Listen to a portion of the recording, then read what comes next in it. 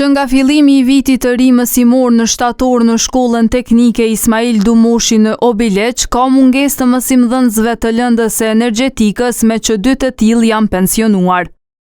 Drejtori I shkollës teknike këtu në Obileq nuk pranoi të prononcohet para kamerës lidhur me këtë çështje, por përmes telefonit e pranoi se ka mungesë të mësimdhënësve, por tha se nuk kanë humbur nxënësit asnjë orë sepse profesorët e tjerë janë duke I zëvendësuar.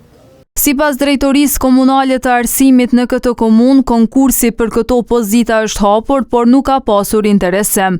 Sa I takon rekrutimeve në lëndën energjetike, kemi bërë 2 herë hapjen e konkursit. Meqense kemi rast pensionimi deri në rekrutim banorët stafi brendshëm. Adekuat, meqense ende nuk kemi të interesuar sa I takon aplikimit, prandaj kemi rihapje të konkursit.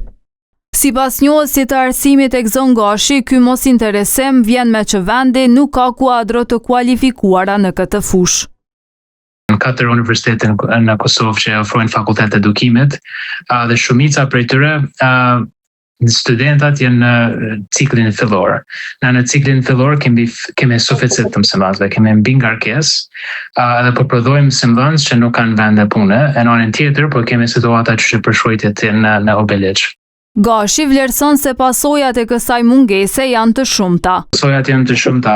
E para është një pasojë që është në shtafat shkurt, që nxënës nuk e kanë profesorin apo mësimdhënësin adekuat për lëndën për të cilën janë regjistruar.